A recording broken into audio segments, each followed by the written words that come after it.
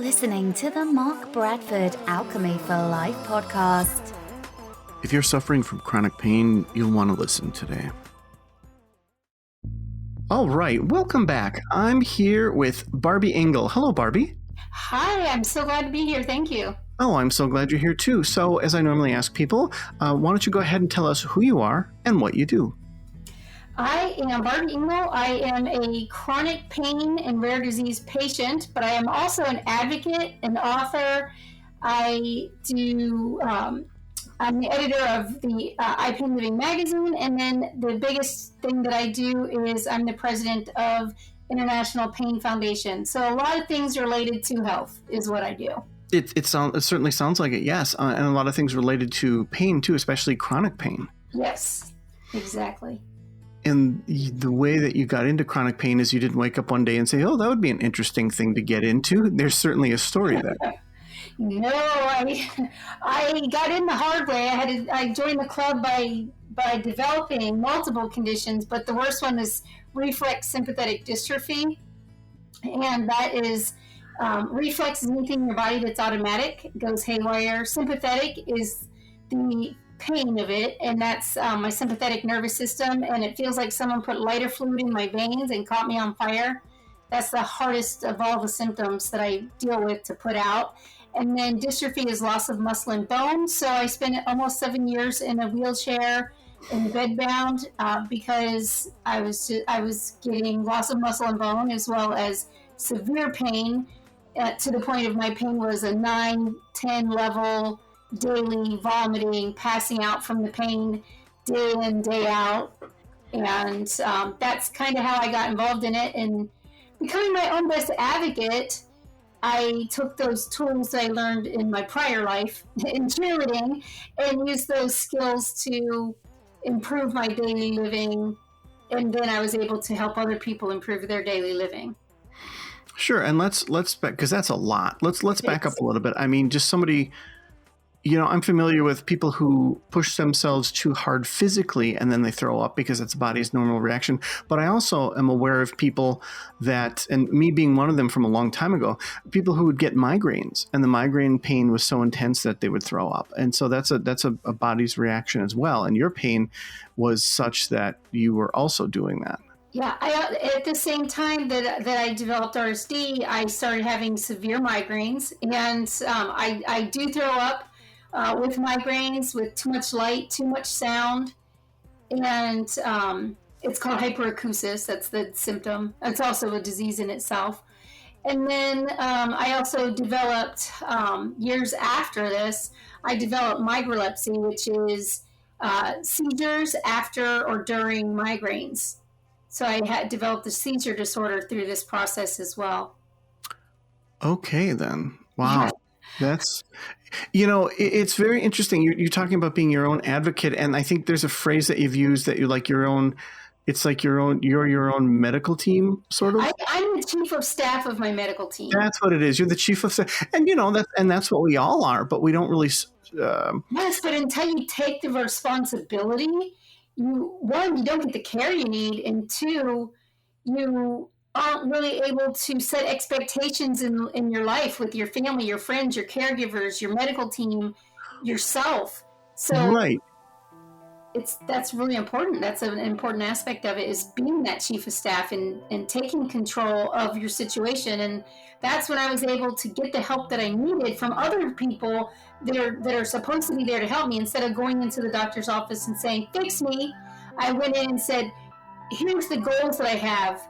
What do we need to do? What kind of plan do we need to create to get me out of a wheelchair and get me walking again and stop the chronic vomiting and that type of thing. It took me to stand up for myself and be responsible for myself to get that help. Most people don't do that, as you said. And right, and that's actually the point I was really keying into that you'd made, which is such a good point, is that it's like an awesome privilege and responsibility that people typically don't take. Like, that is your privilege to be in control of your medical health and how you interact with medical professionals. But people just go to their practitioner and say, oh, he told me this, okay, and then that's the end of it. Yeah, Exactly. The doctor told me that they can't offer me anything else, so I'm just done. I'm like, no, you're just done with that doctor. There's other providers out there. If that doctor was only able to do certain things, it's probably because that's what they are certified to do or what they train to do, or they, just because they're, sorry, just because they're a neurologist doesn't mean that they can treat all neurological conditions, or just because they're a cardiac doctor doesn't mean that they can do cardiac surgery. It's literally what they've studied to do is what they can offer for you. And if they get to the point where they can no longer or have nothing else to offer you, then you can go to another provider and continue the help that you need. And even for me, I built a team. So I have specialists that look at my heart and look at my lungs, but they also talk to each other. And my pain management doctor and my physical therapist, all of my primary care doctor, all of the people on my team, I'm responsible for making sure that they all know what the other people are looking at. And, oh, this study came down the pipeline. Have you heard about this? Or this interacts with that. So let's talk about what medications I should be on or what physical therapy I should be doing based on what I know, because I'm the only one going to every single appointment. I'm the only one that can connect all of them. Well, and, right. Yeah. Oh, no, I didn't mean to interrupt you. Oh, that's okay.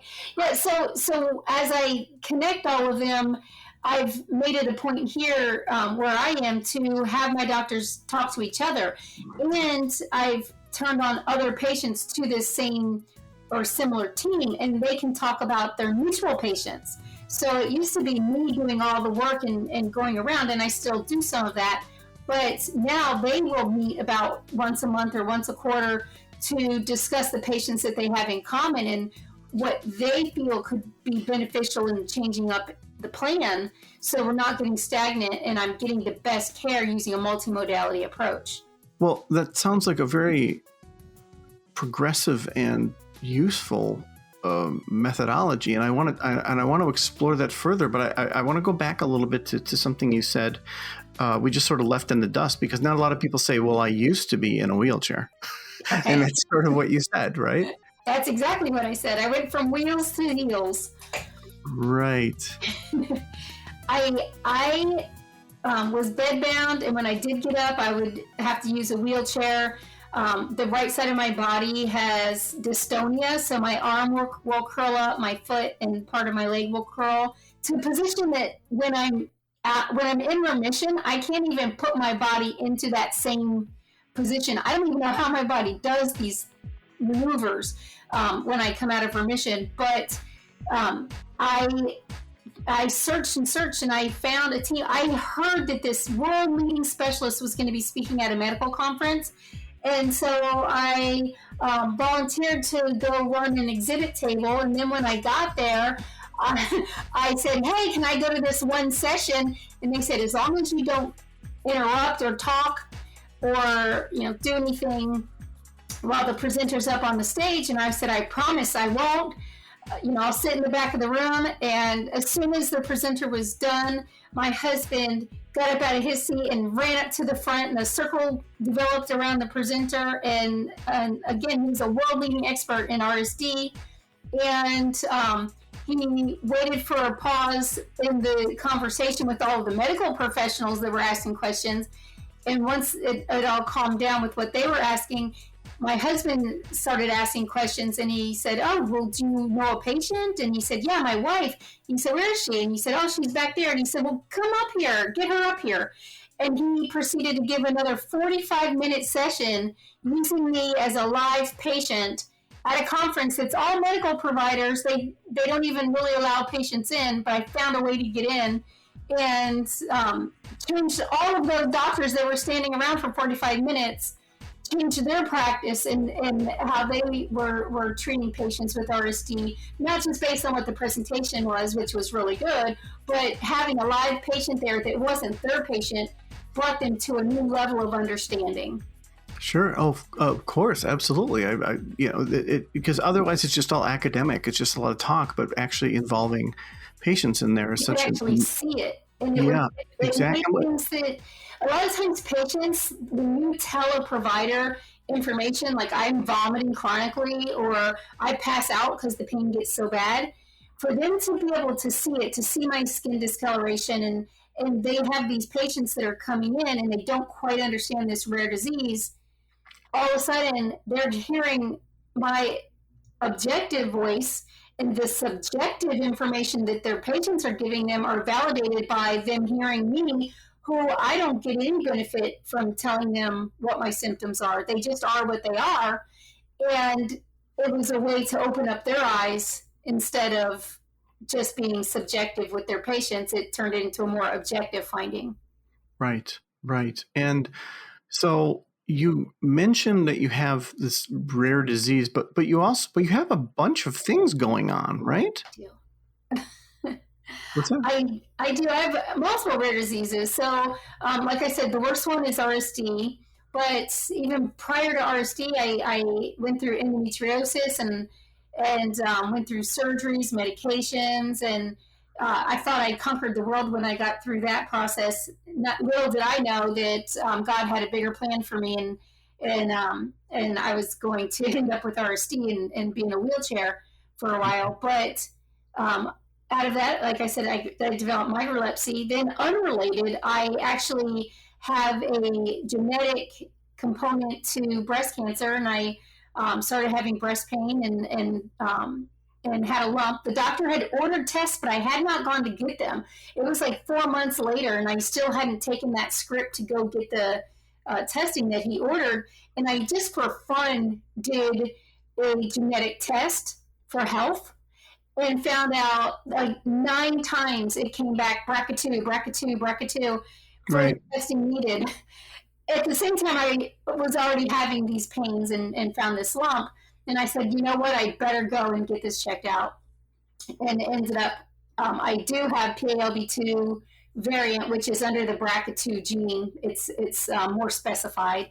And it's genetic. And so I went through a lumpectomy, and I have markers, which the neatest thing about that is, not that breast cancer is neat, but they put these little markers into your breast, and it looks like the breast cancer awareness ribbon. So when they're taking an MRI or an X-ray, they actually can see exactly where they're supposed to look because there's a marker that looks like a breast cancer awareness ribbon Oh, sure. All on of the that. picture.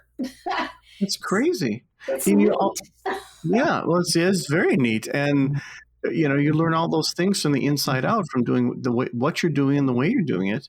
Absolutely. You also mentioned TMJ. So first of all, for when you said RSD, so that for the people who forgot, it's reflex sympathetic dystrophy, correct? Yes, Okay. absolutely. And then the TMJ, is it temporomandibular joint? Disorder. Yeah. Yes. Oh, so you have TMJ, because everybody has a TMJ, but people that have issues, challenges, or disease in their TMJ joint, it's TMJD, Okay. technically. Okay. So, but most people don't know they have a TMJ until they have a problem with the TMJ. Right, because you're just describing a temporomandibular joint. You're saying, hey, there's a joint. Okay, great. But if you have a disorder or disease, then that's different because then it means something's not right. Correct. Yeah. And so that developed prior to developing RSD. I didn't have a problem or challenge with it. It developed afterwards. So it could be secondary or it could have been something on its own. But I also have osteoarthritis that's starting to develop in different areas of my body, and it first showed up in my TMJ joint. So this is kind of so humans basically are built to see patterns, and sometimes they see patterns where there are none.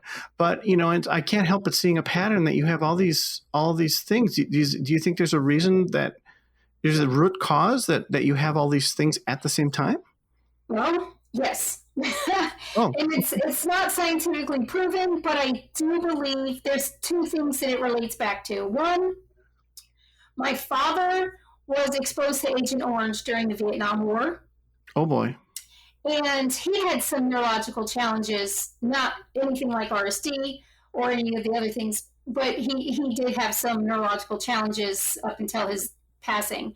And but my older brother was born before my father went to Vietnam. and myself and my younger brother were born after.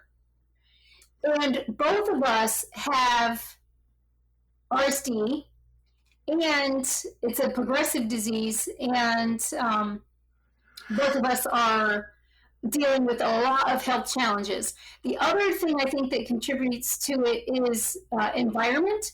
I don't know if you know, but on the East Coast, they don't have it here where I live now in Arizona, but on the East Coast growing up, they had what we called the mosquito man. And we rode around in a truck spraying pesticides into the air. And most of the families, the parents would be home and they would yell, Susie, Johnny, come in the house. Don't breathe that in, we were kind of latchkey kids, and my parents were off doing amazing things for our country.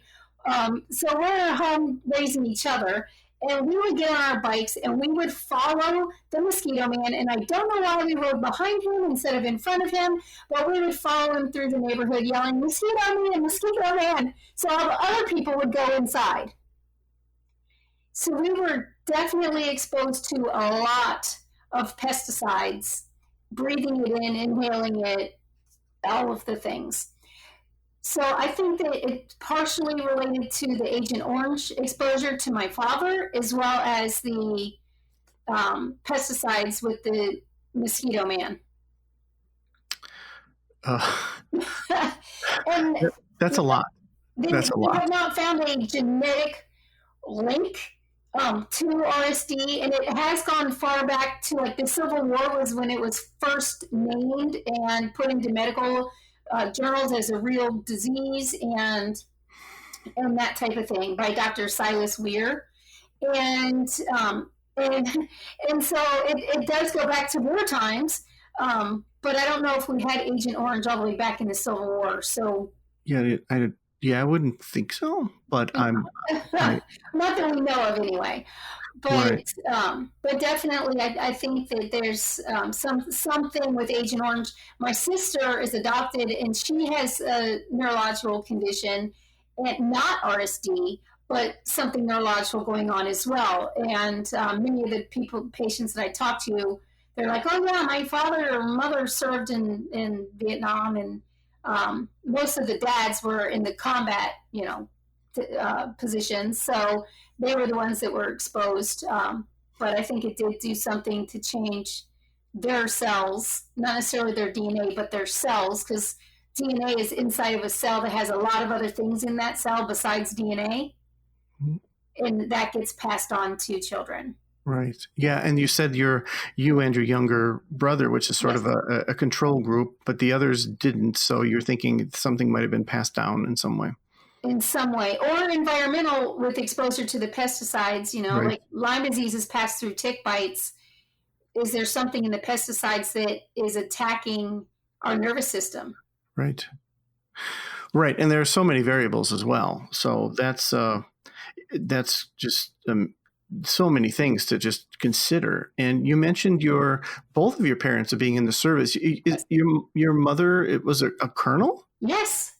Yeah, you really did homework on me. My mom was a colonel, and she was the head of nursing at Walter Reed, and she also served in Vietnam and in the Persian Gulf War. Wow. Yeah, so she's buried at Arlington National Cemetery, and got quite the burial. It was one of the sad event, but it was one of the best events of my life. Our country really did honor her and her service and contributions. That's so nice to hear. In a huge way. So yeah, that's so important, and it's so nice to hear. Absolutely. And my dad served as well. He spent about 20 years in the military as an officer, and then he got out and did 20 more years and as a civilian working for the Army.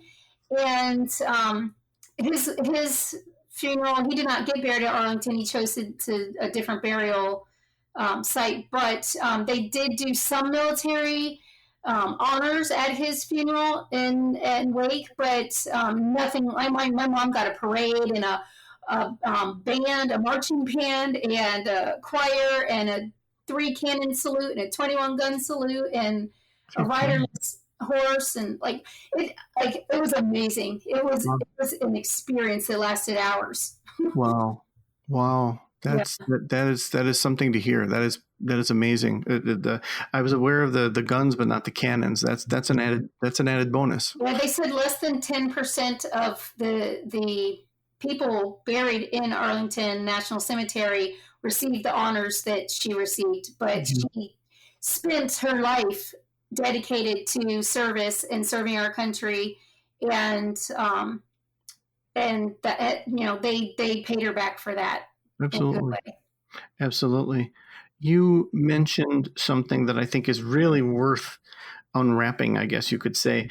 You've talked more than once about building your team. You mentioned that on your website and so forth. Yeah. So this may not be a question you can answer, especially in a short period of time, but how, for people who not only may be experiencing chronic pain or mystery illnesses or things that or they're unhappy with the medical care that they get or the system itself, how does one actually build one's medical team and then elect oneself as the chief of staff? How do you do that? I think you start as the leader of it, so you're automatically the chief of staff. And then when you are going to your provider appointments, you ask them to join your team. And you're going to do your responsibility. You understand that you're going to be with them for maybe 15 minutes a month during an office visit. That's the average time in the United States that Right. you spend with your provider at a visit. And you recognize that they are going to be a leader in your team and they have a lot to offer, but that you also recognize that you take responsibility for everything that happens in between those appointments. And that once you come up with a plan and they agree to be on your team, that you will do your part, but you expect them to do their part as well. Okay, so that's more than semantics, though. I mean, right, there's more to it than that, because you could say something like that to your provider and they go, "Oh, sure, we're in your corner," but they wouldn't really do anything differently, right? No, you'll know if they're actually in your corner when you come in and you say, "Hey, I was doing some research and I found this new option." It could be a surgery, it could be a medication, it could be stretching exercises or Sure. nutrition or whatever it is. And if they say, "Stop being Dr. Google, stop trying to figure things out for yourself," that's not somebody who's on your team. Somebody on your team will want you to help do the research for them, bring it in, and have a discussion about it. You're not going in there saying, "I found this treatment and I want it." You're going in and saying, "I found this treatment. Let's discuss it. Would it be right for me? Why or why not?" And a lot of times in that appointment, they may say, "I know nothing about it," but you brought it to their attention and they didn't accept it in a negative way. Okay, so the very first step of that is that your doctor is open to that sort of thing versus talking to you as if you're a student and saying, "Here's what we're going to do, and I don't want to talk about it because I'm the doctor." So that's the first step. And then the next step is to be able to do research and have that sort of doctor discuss it with you. And I guess I've had in my personal life, I've had pretty positive results in that way, because my primary caregiver. I'm not sure what the new term is, but the doctor that I mainly go to, Yep. I have the ability to simply ask a lot of questions to him. In any appointment I have, regardless of what it's for, we stop and he just says, "Do you have any questions about anything?" And we can go on tangents. And I've actually talked to him about, I was thinking of adding protein to these shakes that I make. And I said, "Is there a protein powder you like?" And he said, "No, I don't like any of them." And then that spurred on a conversation about what's in protein powders, that there is no good, because of, his opinion on how they're processed and this and this. And his suggestion was a certain kind of yogurt. And it's just nice to explore those kind of things, because it's the way that things work right now is it's such a cause and effect way of seeing the doctor and saying, "I'll just wait until something hurts and then I'll go in," Right. versus, couldn't I be on a better path? And, couldn't I be doing some things that make me feel better, so that 5 years from now, I don't have this issue because I had been on a better plan, proactive things. And it seems like, Absolutely.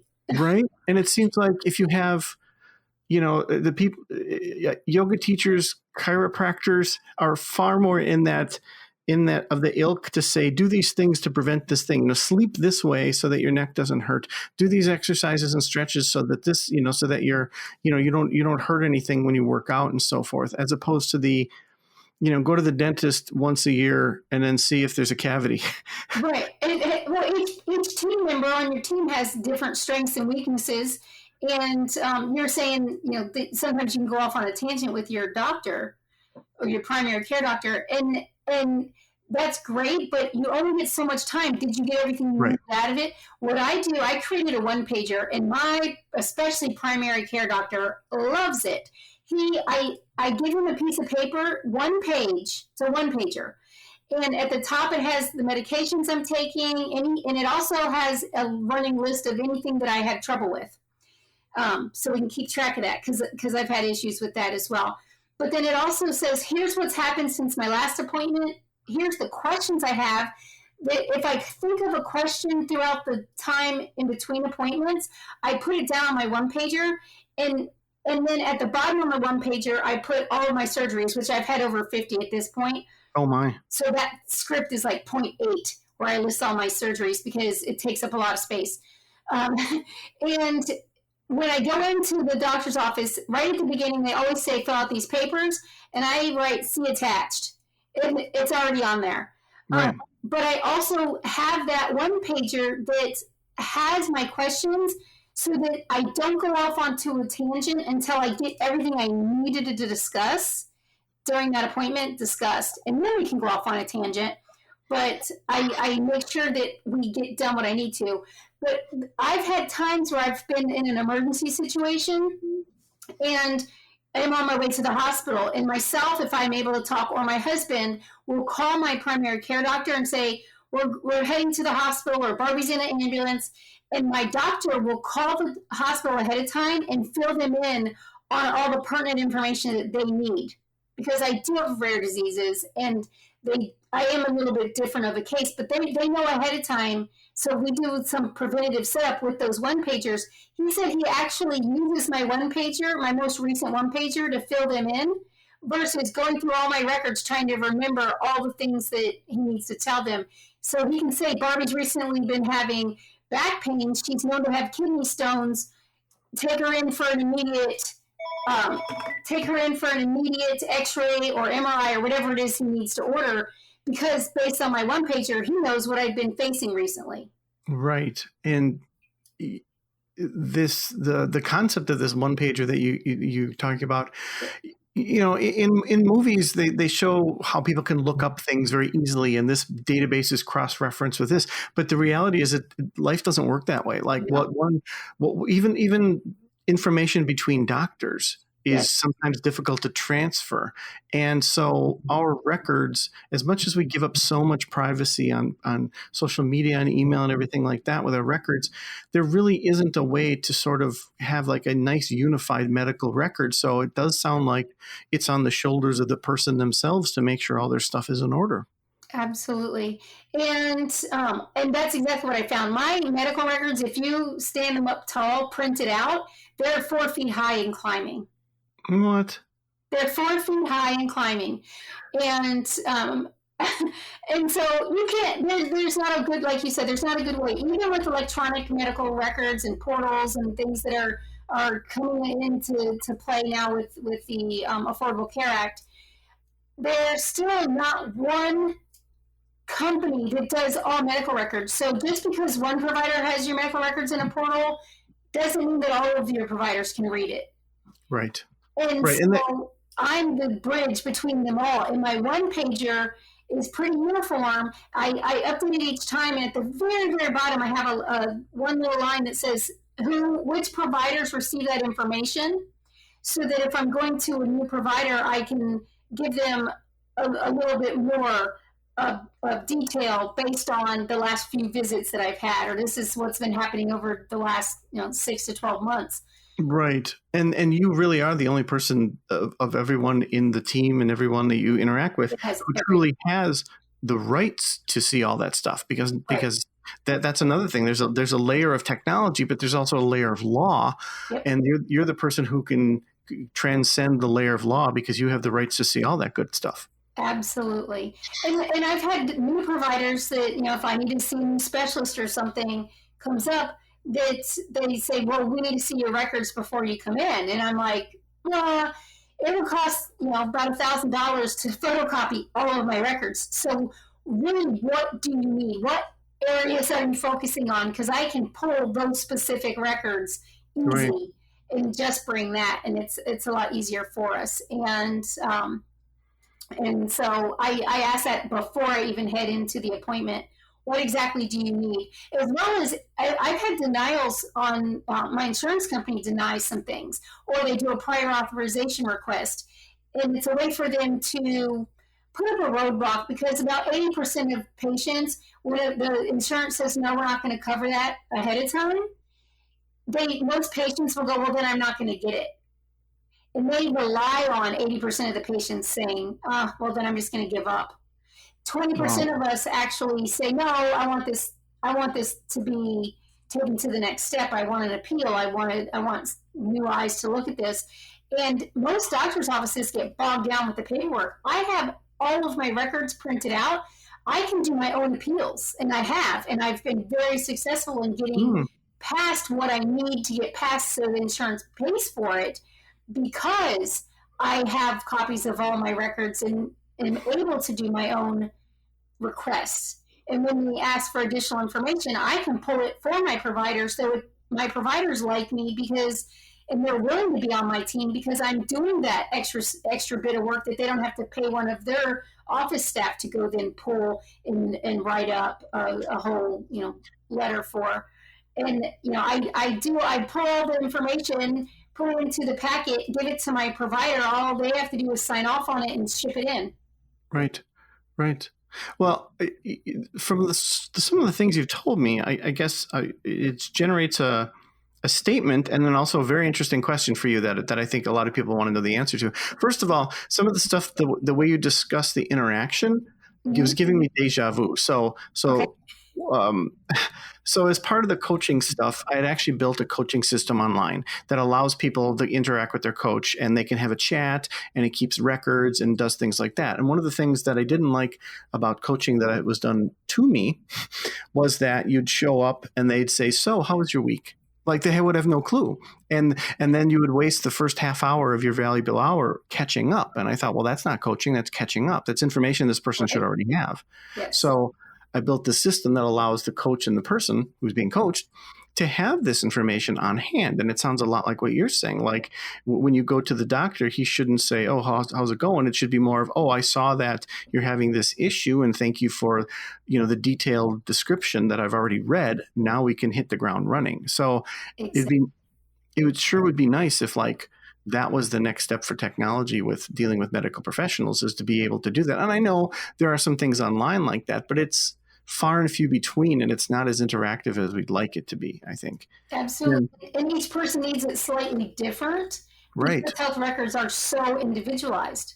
Yeah, and imagine if you had the ability to not only have your primary, but the specialists and everyone else, they could be pulled in on this group too, and they could see whatever was pertinent to them, and they could add to that too and say, oh, I want to make sure everyone on this team is seeing this as well. That seems like it would just really multiply the usefulness of their time. So, absolutely. And I also think one thing to add to this, talk about preventative medicine, I think that we should teach our youth about navigating the health system and how you can best do that as youth.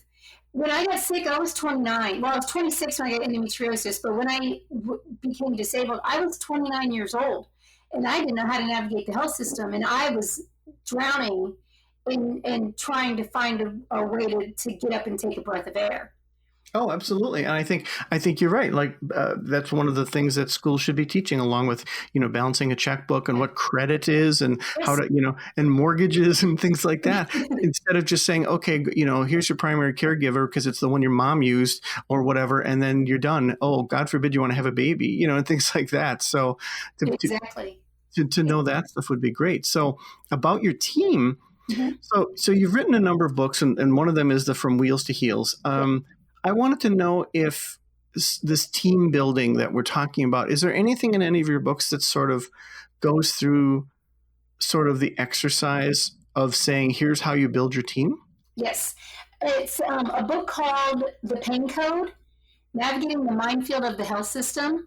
Okay. And there's also a journal that goes along with that book. And you could use them independently of each other, or if you need help and you need actual verbiage. How do I request my records? How do I, go about doing a living will? How do I go into a doctor's office and communicate appropriately? It's all in the Pain Code, and it's all. I gave everybody, templates of how to turn it into what you need to get the care that you need. Okay. And is the Pain Code available on Amazon? It's Amazon, and you can actually get it from any bookstore. If you go in, if a book that you want is not on the shelf, you can ask them to order it, and they have a publishing system. They can go in and order a copy or copies to their store. Right. Right, the catalog. Right, once it's on that catalog, it's in all bookstores and so forth, and even libraries. You can always request it. Okay, absolutely. I wanted multiple of my books are in libraries around the world. So. Oh, great. Because I just wanted to mention in case anyone, and at the end of this session, we'll give you a shout out, and I'll make sure the article also has a link to your website. But in me going to your website, I noticed the Pain Code, but if I clicked on it, it wouldn't take me to the book on Amazon. So I was just curious if it was something people bought from you directly or not. Yes, on my website, if you go to Amazon or any bookstore, you can buy it through them. But if you order it from my website, you get an autographed copy. Okay, gotcha. Okay, gotcha.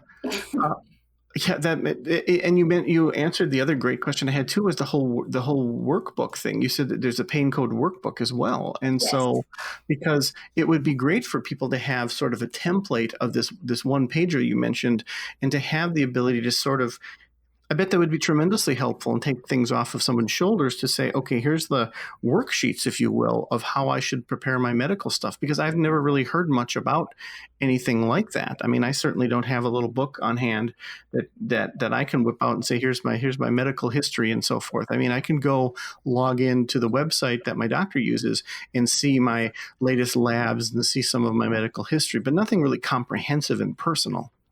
Right. And with the workbook, I also included like how to journal. One of the things that helped me, because in the beginning, I didn't talk correctly to my providers. I would go in hysterical sometimes, crying, just saying, fix me, I'm in pain, fix me. And I had all these other things happening with the vomiting and the passing out and the skin discoloration and things that I didn't know were important or even a part of what I was going through. I just wanted the pain to stop. And I was not giving them the things that they needed. Marking down every day what my pain levels were, journaling, what made it better, what made it worse. Patterns started emerging, and I was able to have a better conversation. And as I went through that journaling process, I was able to give clues and keywords. It took me 43 doctors to get a proper diagnosis. Wow. And but on average, it takes a patient with a rare disease 6 to 7 doctors. So it shouldn't take that long. It should take 1 or 2 providers. Hopefully one day we'll get to 1. But, 1 or 2 to get the help that you need. And it took me 43. So I created this whole system, per se, to figure out how to talk to the providers, and then made it usable for other people to adapt it in the ways they need. But it also has, how to journal and how to come up with those patterns so that I could go in and start saying, I am having burning fire pain 24 hours a day, but then I also have some shooting pains, some electrical pains, like lightning comes out of the sky and hits me. That's random, and I don't even know when to expect it, but the burning fire pain's there all the time. And when I could say those words, those adjectives, that's the important part that led them to be able to diagnose me and to offer me some options to treat me properly. So I went through a lot of things. I was overtreated, undertreated, and mistreated because I didn't have the vocabulary I needed. Gotcha. That's a very important word, is vocabulary, because that's another thing. It's just being able to talk just being able to have communication in such a way that your doctor can get it, because there are ways to describe something in which they can say, oh, hypochondriac. And there are other ways to describe something in which they say, oh, that's tangible. Exactly. That's what I meant by subjective versus objective. Right. Earlier is anything you tell the doctor, unless they see it happen to you, is subjective. And so if you can do things like bring a patient with you, bring a caregiver with you when you go to your medical appointments, or if you're unable to bring somebody with you, tape record the event or videotape it. And here in Arizona, it's a one-party state, so you don't have to say I'm tape recording you or videoing you. Some places like California and New York, it has to all-party consent. So know the laws in your state if you have to ask for permission or not. In Arizona, you don't need permission for not just a doctor appointment, but for anything. Right. But it literally can. You have a tape recorder of the doctor saying, yeah, I hear you. And then at the next visit, if they're like, I don't remember you telling me about that, you're like, oh, well, I have a tape of it, so I can play it for you. But it also is a way to make the information more objectionable, where they look at it and go, yep, that's something we have to pay attention to, navigate, find options for, versus subjective of, do they have a lawsuit? Did this come from a car accident? Are they suing somebody? Are they trying to make some money off of this situation somehow, or just get attention? Or are they a hypochondriac? No, these are things that are ongoing. And if a person is in the room and can go, yep, I've seen them pass out. Yep, I've seen the vomiting. Yep, I've seen the worsening of symptoms when they eat tomatoes, or whatever it is, to have that extra voice in the room changes the dynamic and gets you better care faster. I can see how that would be extremely valuable. So part of what this podcast talks about is actually time, energy, and resources, because I believe that's what life is made of. It's just made of those three things. And no matter what you're doing, you're using at least two of those. And so it makes me wonder how time, energy, and resources has changed in your life from when you were wheel-bound, if you will, to now. So when you were in the wheelchair and so forth, what did you spend the majority of your efforts and time on? Would you say? For me, time changed when I was in the wheelchair. So a normal day is 24 hours. For me, I started having to live moment to moment. Okay. And so that's how time changed for me. I also found that energy is also a form of money. Energy, for me, I have energy pennies. And a person that's healthy, you don't even check your energy bank. You check your finances, your actual money, but you don't really check your energy bank. And for a person with a chronic condition, you only get 12 pennies a day for energy. So they'll call them energy pennies. I had to learn how to spend my pennies, my energy pennies, to get the best time of living. And that's something that definitely came out of spending time in a wheelchair and having to focus on. I went from riding around in limousines and private jets to bedbound, wheelchair bound, losing my house, losing my first marriage, going down to food stamps, having the church help me with things. My whole life changed. Sure. But energy-wise, I had to become an extreme time saver and figure out how many energy pennies it costs to take a shower, to make breakfast, to go to a doctor appointment, and how I want to spend those energy pennies each day. And so it came about using energy pennies to get through life so I could live more life. Right, exactly. Well, good. Then you get it then. Absolutely. Because, there are people who talk to me about, wanting to do a certain thing or a new hobby or whatever, and they may have all the time in the world, but they have no energy, because there are people who, and it may not be about illness or chronic illness, but they may come from their job and their job has sucked all their energy out of them. So, absolutely. they have nothing left, you know, and I can imagine if you have these pains that you're dealing with, that's sucking a lot of energy out of you too. And like you're saying, you're sort of like, how do I spend this? Because I have to spend some of this on these pains and things too. Yeah, So, and so sometimes I have to say no. So, I ask myself, well, what is it? What is it going to do in my life? Is it going to make my now better but my future worse? Is it going to make my now worse but my future better? And how does it help me? And asking myself these questions helps me decide: do I participate in this? Do I really want to do this? And I want to go to my nephew's graduation on Saturday.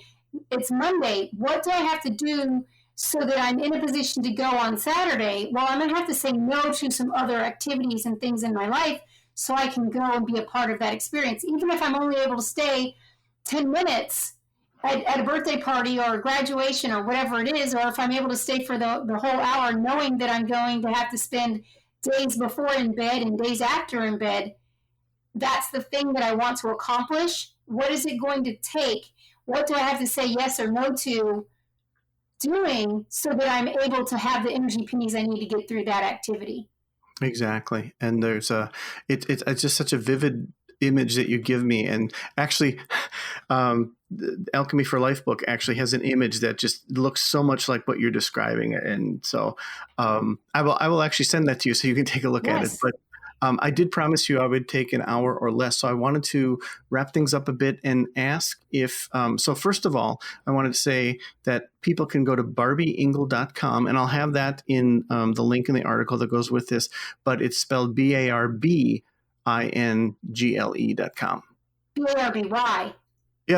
Yeah, I'm sorry. I thought it, but I didn't say it. Yep. BARBYINGLE.com. Like Mickey Mouse, Mickey with a Y, Barbie's with a Y. Right. And that's your website, which of course will give everything, contact information, links to your books, your blog, and all that good stuff. Thank you.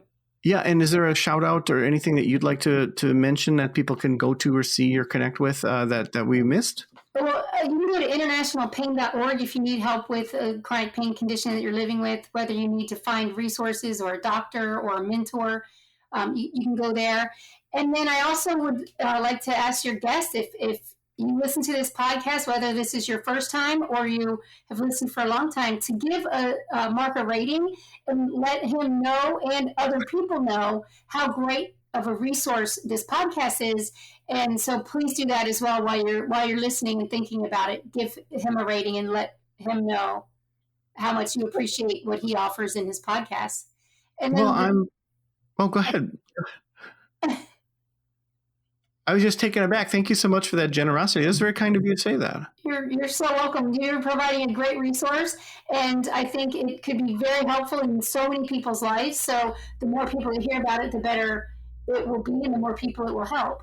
And with that help, know, for all of you listening, my final words would be, know that there's great reason for hope, because there is help. All you have to do is reach out and seek it.